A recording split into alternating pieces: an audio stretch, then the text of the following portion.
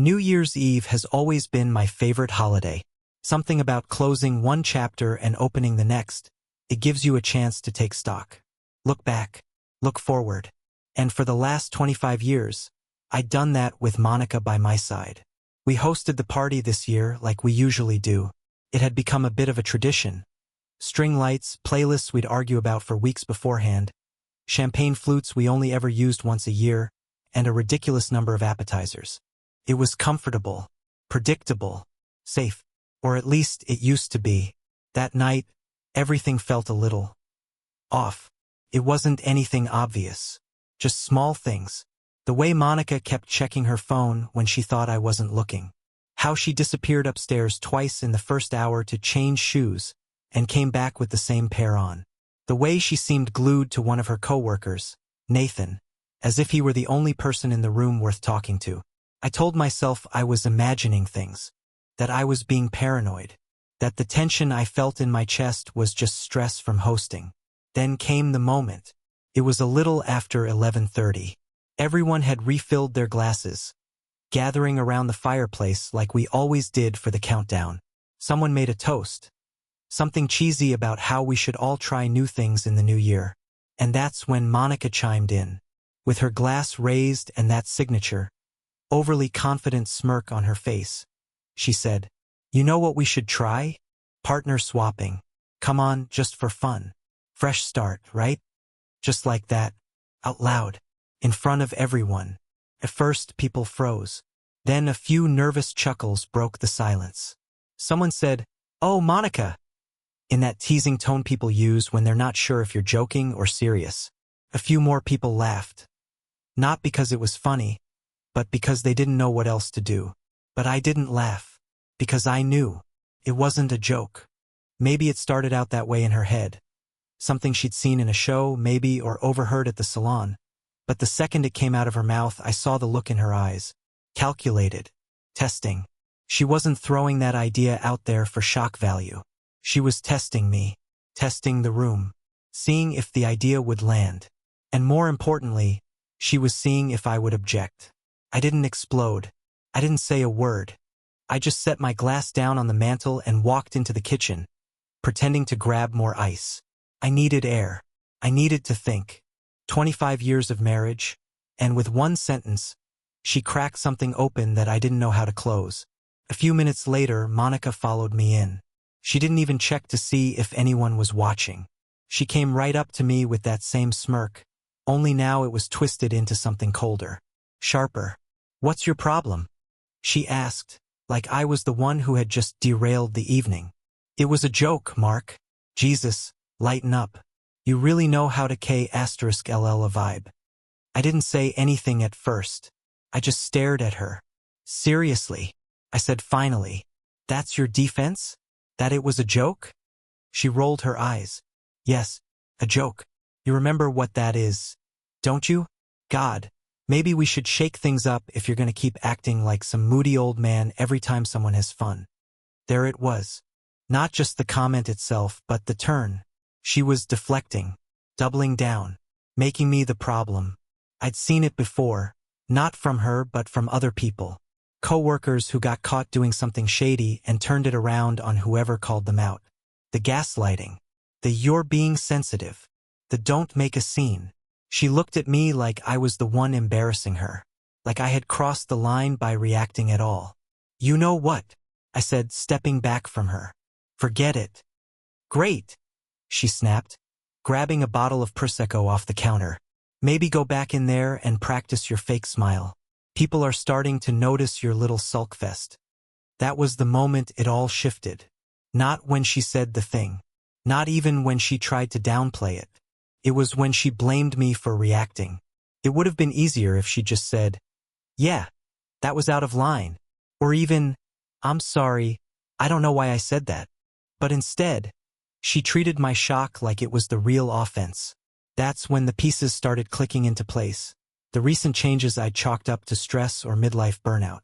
The last few months, Monica had been different. Not in a "we're growing apart" way, I mean different. She was staying later at work, canceling plans, always claiming to be tired or overwhelmed.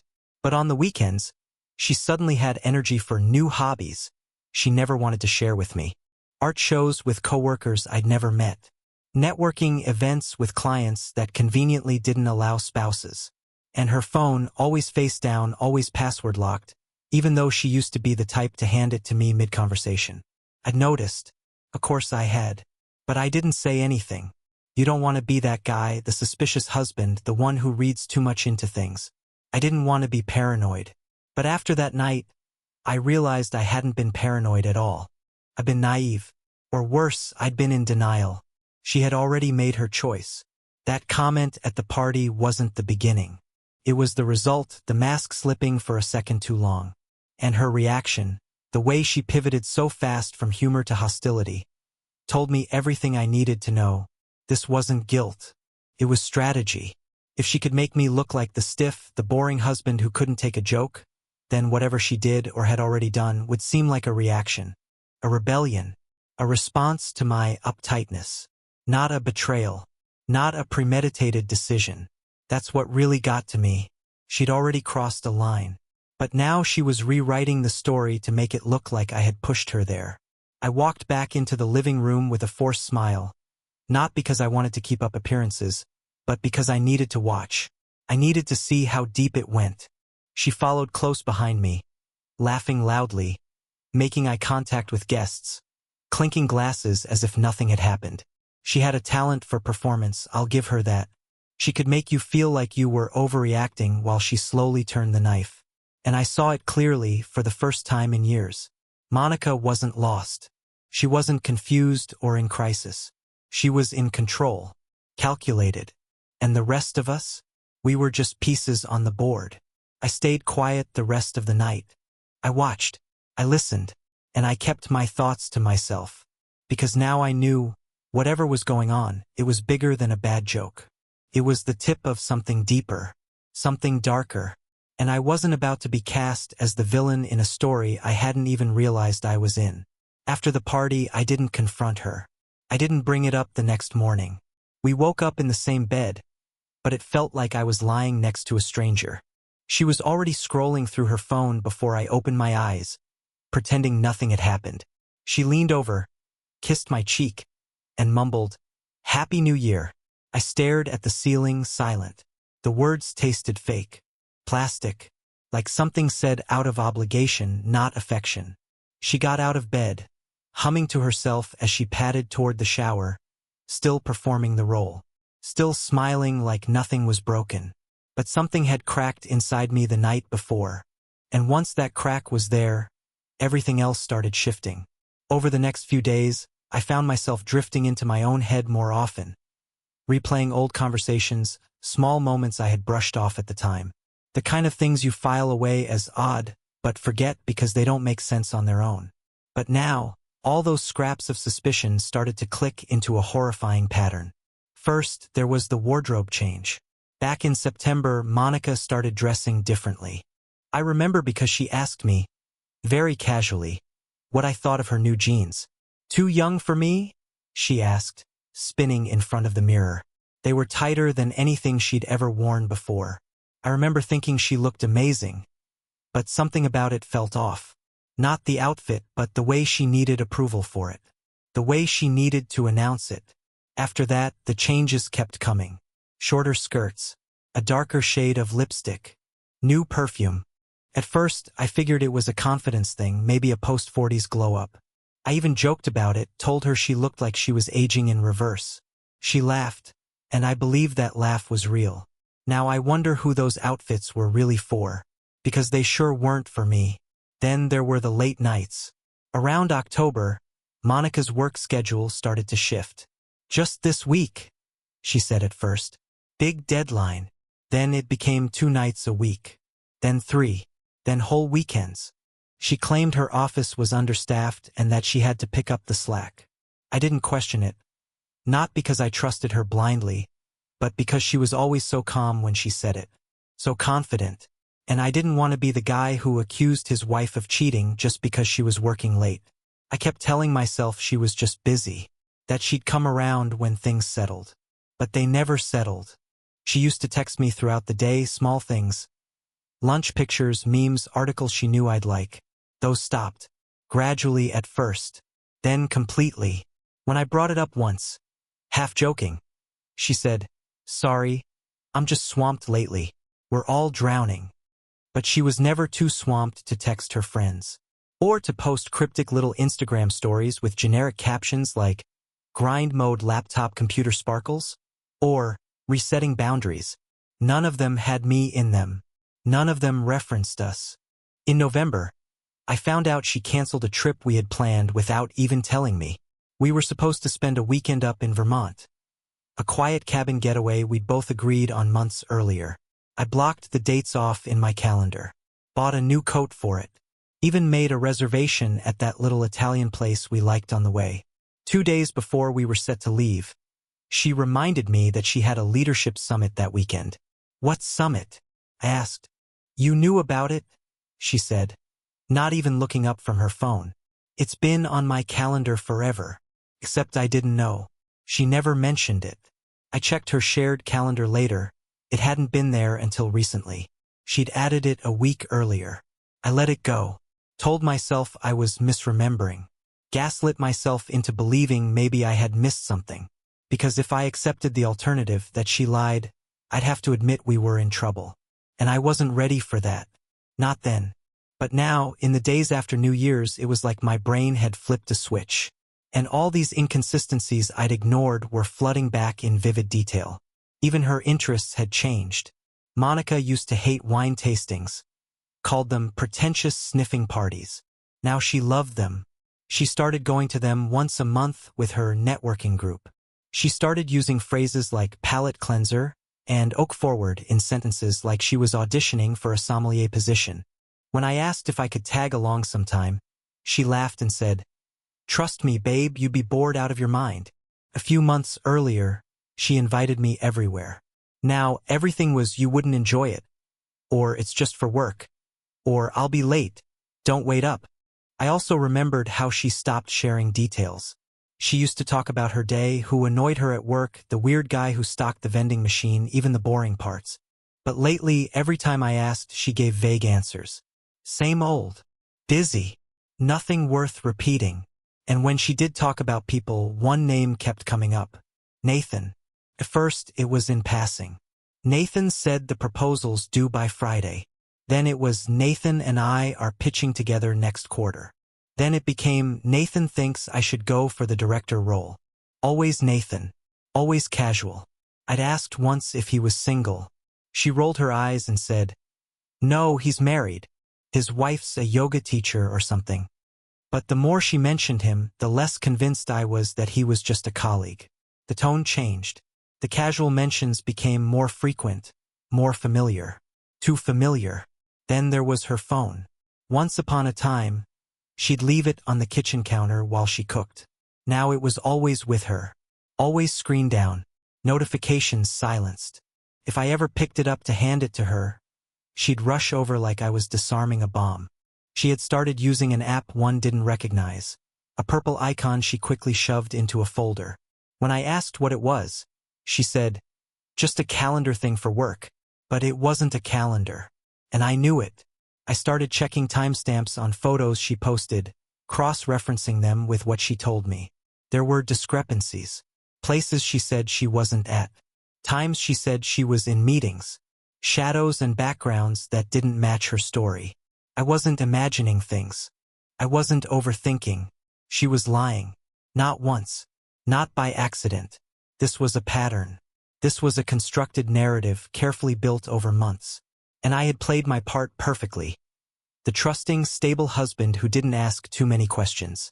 The reliable one who made dinner on Thursdays and picked up the dry cleaning and paid the bills on time. The background character in a drama I didn't know was being filmed. Looking back, the moment that really guts me, the memory that stings most, is from December 23rd, 2 days before Christmas.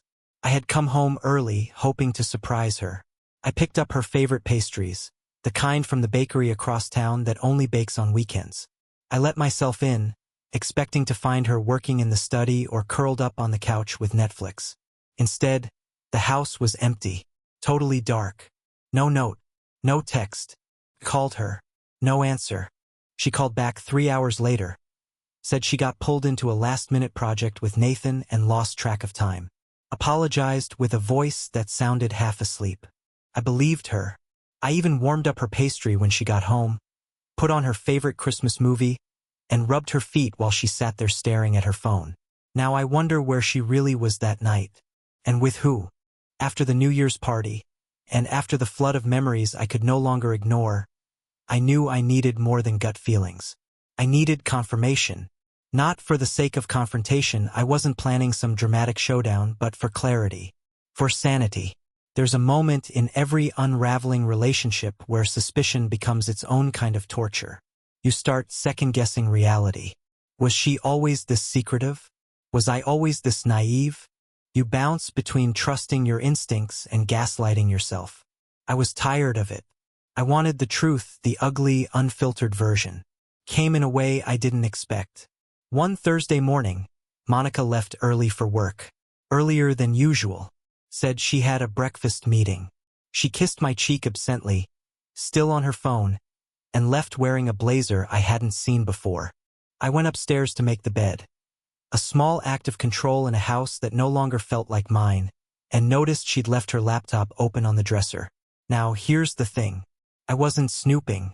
Not at first. But the screen was awake, still logged into her email. Not her work account, but her personal one. And there, bolded at the top, was a subject line that made my stomach knot. Booking confirmation, Wyndham Gardens Hotel, December 27th to 28th. Wyndham Gardens was not the kind of place you stayed for work. It wasn't flashy, but it was discreet. Just off the highway, popular for affairs and people passing through town unnoticed. I clicked it. 2 nights. 1 room. Paid in full with our joint account. My throat went dry. I checked the calendar. December 27th. That was the same weekend she told me she had a strategy retreat out of state. I remember I even helped her pack. She made a show of asking me if she should bring heels or flats. I told her to go with heels, joking that strategy always sounded better in heels. She'd smiled, kissed me, and said, "Good point, babe." The bile rose in my throat. I checked the attachments. There was a reservation ID, billing details, and in the forwarded thread, a follow-up email from a name I recognized instantly. Nathan Chambers. Subject, "Can't wait." 2 more days, smiling face with horns. The emoji hit me like a slap. Immature, smug, and asterisk mate. There was no professional tone here. No work-related phrasing. Just anticipation. And beneath that, Monica's reply, "Me too. Rooms booked. Same place as last time. Let's not leave the bed this time," winking face. I sat down slowly, like the air had been *ked out of the room. My hands were shaking. Same place as last time. So this wasn't their first time. This wasn't even new. This was just the first time I had proof. I went cold. It wasn't just the messages or the hotel. It was the detail, the comfort in the way they spoke to each other. The shorthand of 2 people with history. I scrolled back through her inbox, searching her name next to his. They were everywhere. Emails about meetings that never existed. Gmail calendar invites that said workout or team sync. Always in the evenings. Always marked as private. Attachments with photos.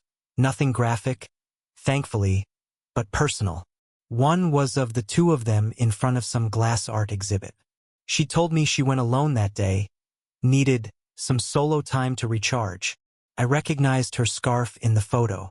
I'd bought it for her on our 20th anniversary trip to Seattle. She wore it like a badge that day, posing with her new man while I was home, defrosting leftovers and wondering if I should start planning our summer vacation. Then the worst part. One folder, hidden deep in her drive, was labeled simply, "Consulting Decks." Inside, there were files with names like Q4 Strategy and Marketing Audit, but they were all dummy files. Empty PowerPoints. But one was different. A zip file titled Backups. Inside, pictures. Not many, maybe a dozen. Some were selfies. Some were mirror *TS. Some were hotel photos, her in a towel, her legs over someone's lap, only his watch visible. I recognized that watch. Nathan wore it to our barbecue last spring. I shook his hand that day. He told me he liked our patio setup. My vision tunneled. Everything slowed down. I was staring at hard evidence of my wife, my partner of 25 years, draped across another man in a hotel bed, and I was supposed to. What? Breathe? I didn't scream. I didn't cry. I just sat there, frozen, while the clock ticked toward noon and my whole concept of reality quietly imploded. I printed everything. I'm not sure why. Maybe because I still didn't trust that I wasn't hallucinating. I needed it in my hand. I needed it on paper, in black and white, so I couldn't pretend it was all in my head. Then I did something I didn't think I'd do. I checked our finances. Monica always handled the day-to-day, groceries, utilities, the Amazon account. I took care of the bigger stuff, mortgage, insurance, investments. That's how we divided the load. I never questioned it. But now I was looking closer, and what I found stunned me. Small transfers, just a few hundred here, a few hundred there, consistently withdrawn from our joint checking account every other Friday. Transferred into a separate savings account I had no idea existed. It was under her name only. Over the last 6 months, the total added up to almost $9,000. $9,000. Quietly rerouted. Disguised. That wasn't accidental. That wasn't spur-of-the-moment cheating. That was preparation. That was Monica building a plan.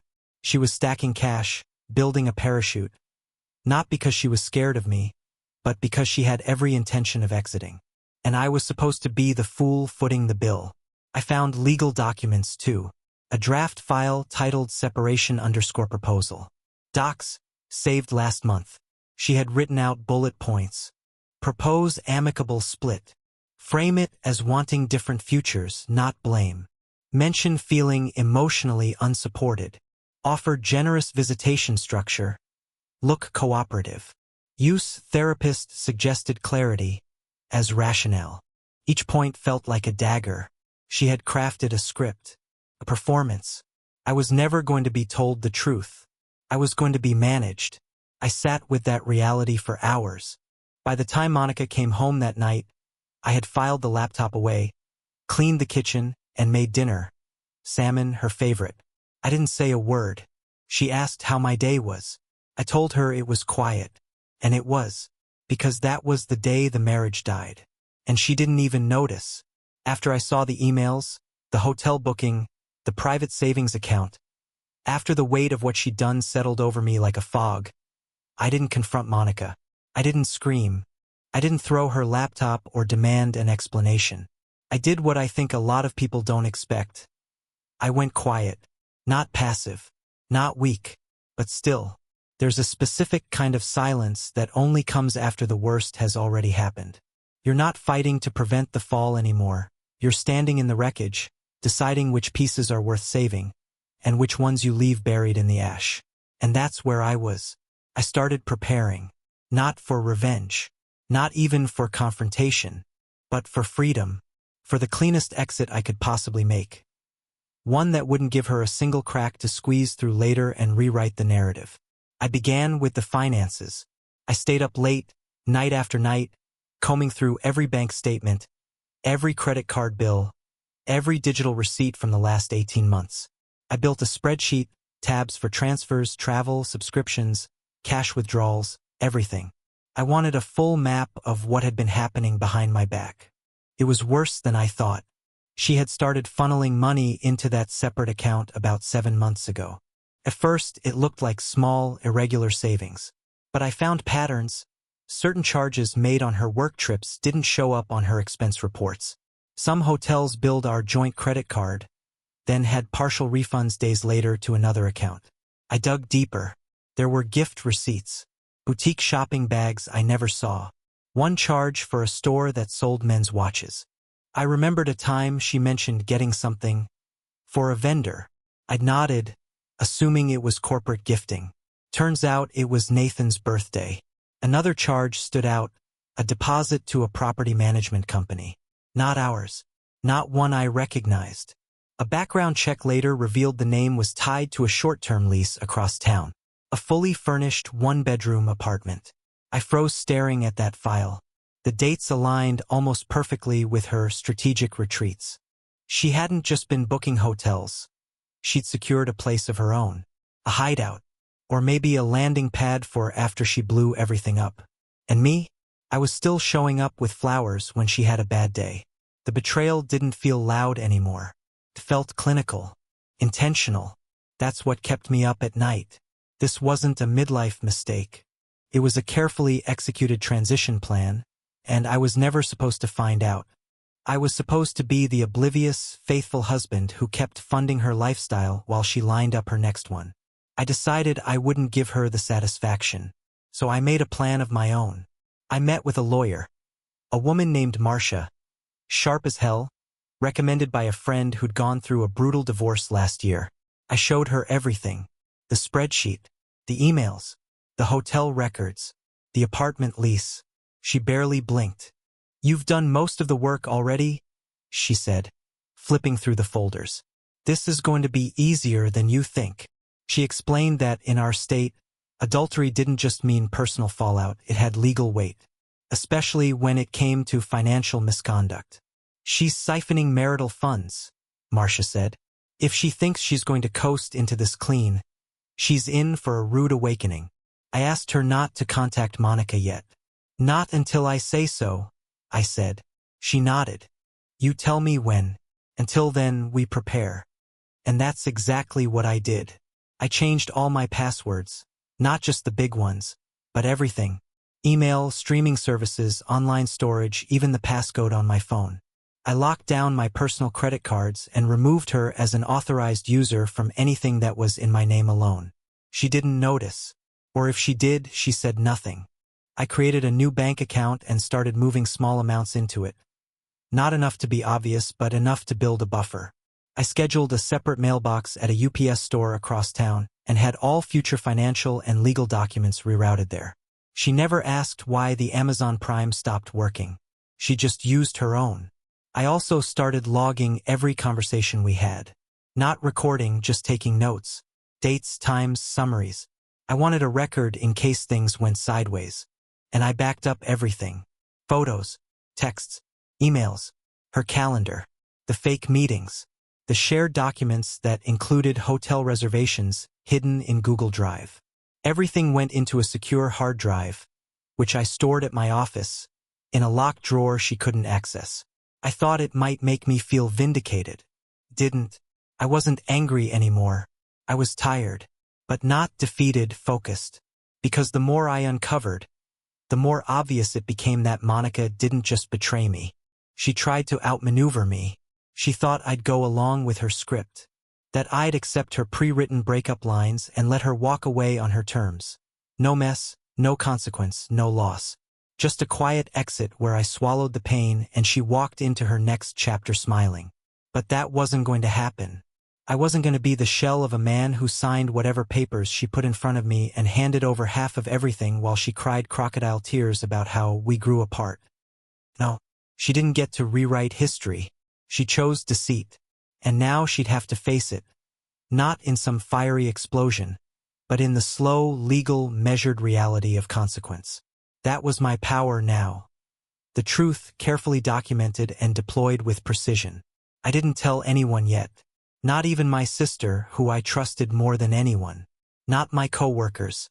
Not my friends. I kept everything bottled up, tucked behind my usual routine. Because if there's one thing Monica underestimated, it was how well I could play my own role. So I smiled. I made dinner. I let her tell me about her meetings and her burnout and her need for space. I kissed her cheek when she left for yoga, even though she hadn't gone to that studio in 3 months. I folded laundry while she showered after her networking brunches. I watched her lie to my face every day, and I watched her believe I still didn't know. It was surreal, like being inside a play where everyone's reciting lines and I was the only one who'd read the last page of the script. But I wasn't playing for the crowd anymore.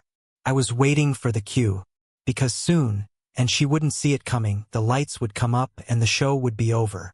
It was a Thursday when the first crack in Monica's image came from somewhere I least expected. Her own best friend, Karen. We weren't especially close, but over the years,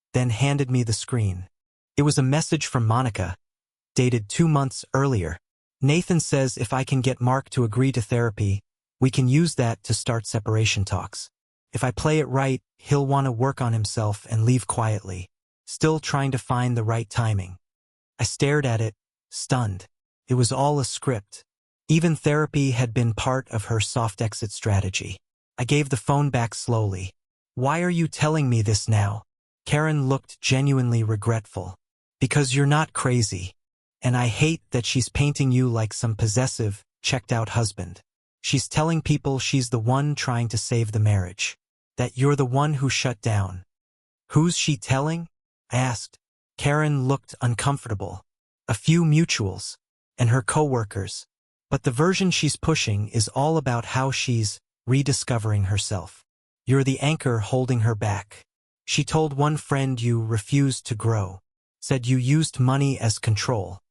I blinked. She's prepping for court. Karen nodded. That's what it looks like. I thought you should know. And if you need me to back you up, I will. Just say the word. I thanked her and we parted ways. But my mind was spinning. Monica wasn't just cheating. She was building narrative armor. She was positioning herself as the hurt one, the trapped wife, the woman who'd begged for closeness while her cold, distant husband ignored her pleas. The version where her infidelity became not betrayal, but liberation. And the scary thing? Some people were already buying it. That same weekend, I got a call from my cousin Sarah. She'd seen Monica at a mutual friend's birthday, the kind of event I would have been invited to if things were normal. Monica showed up alone. She said you two were separating, Sarah told me. She made it sound mutual, peaceful. Said you both realized you'd grown into different people. Did she mention Nathan? There was a pause. No. Should she have? She's been sleeping with him for months. Probably longer. Silence. I'm so sorry, Mark, Sarah said. That's not what she made it sound like at all. I know, I said. That's the point. Kept happening. Whispers came in from corners I didn't expect. A neighbor mentioned Monica had hinted I was struggling emotionally. A coworker said she heard Monica describe me as shutting down after the pandemic. One of her old friends unfollowed me on social media completely. The smear campaign was subtle, never outright lies, just reframed truths, gently placed landmines of doubt. So I got ahead of it. I gathered the evidence, the documents, the emails, the photos, and handed them to Marcia, my lawyer. If this gets ugly, I told her, I want to be prepared. I want to make sure the truth isn't buried under spin. She didn't flinch. We'll let the facts speak for themselves. But that wasn't the end of it. A week later, I got an email from a woman I didn't know. Subject line, about Nathan. I opened it cautiously. It was from someone named Elise. She introduced herself as Nathan's ex-girlfriend. They'd dated years ago, split after a rocky 4-year relationship. I'm not trying to intrude, she wrote, but I saw Monica's name mentioned in Nathan's feed and recognized it. I remembered him talking about her years ago, way before all this. I thought you should know, this isn't the first time he's done something like this. She went on to describe in calm detail how Nathan had a history of pursuing women in relationships, sometimes even married ones. How he used emotional validation as a hook. How he framed himself as the rescuer from toxic dynamics. Then, once the women left their partners, he lost interest. She attached **TS. Messages from Nathan to another woman while he was still dating Elise. Flirty, manipulative, nearly identical to the ones I'd found between him and Monica. He had a playbook, too, and Monica had walked right into it. I thanked Elise for reaching out. She didn't want to get involved legally, but said she'd be willing to speak privately with my lawyer if needed. At that point, I didn't need to dig further. The story had already collapsed on its own. Monica's carefully curated image, the noble wife caught in a loveless marriage, tempted but misunderstood, had turned to dust under the weight of facts. Karen offered to write a formal statement. So did Sarah. So did 2 of Monica's former co-workers, who'd seen her and Nathan together months before New Year's and assumed they were a public couple already. By the time Marcia sent the formal letter of separation to Monica's attorney, we weren't just filing for divorce. We were filing with receipts, and there was no elegant exit left for her now. In court, the evidence did all the speaking.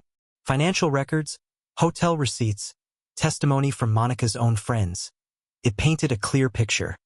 This wasn't a fling or a mistake. It was deliberate, sustained deception. Her lawyer tried to spin it as a breakdown of communication, but even the judge seemed unconvinced. The ruling came down hard.